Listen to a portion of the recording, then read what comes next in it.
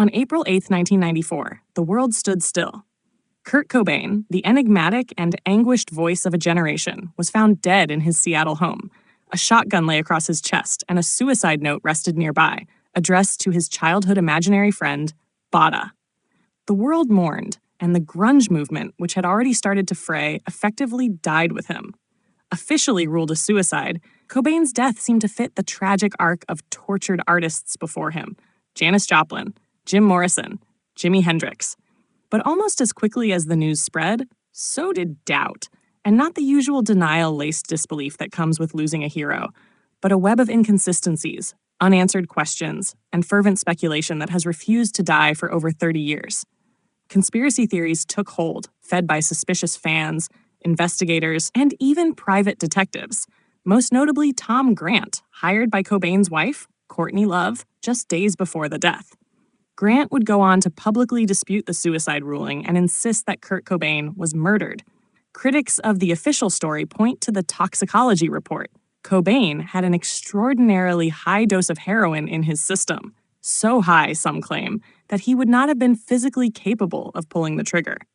Others focus on the alleged inconsistencies in the suicide note, claiming only the final few lines reference death, and those appear written in a different handwriting style.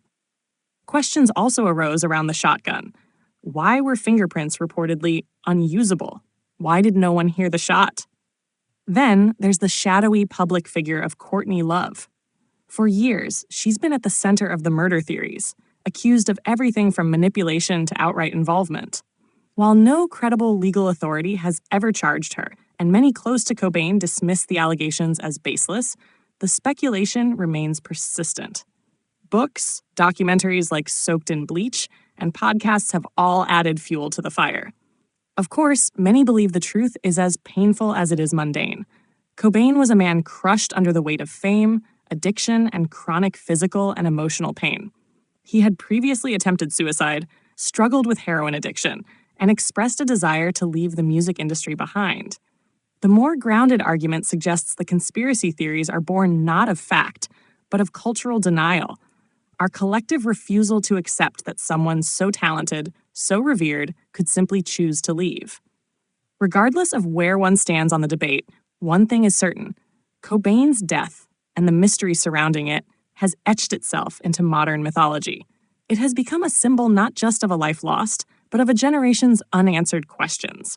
It mirrors the same distrust of institutions, fame, and media that defined the Gen X ethos. For many, believing there's more to the story isn't just about Kurt. It's about how we process loss, truth, and disillusionment in the information age.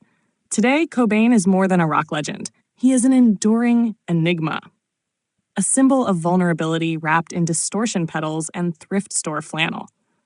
Whether suicide or something darker, the conversation around his death remains an open wound for fans who still seek resolution. But perhaps the real tragedy isn't in how Kurt died, it's in how deeply we needed him to stay.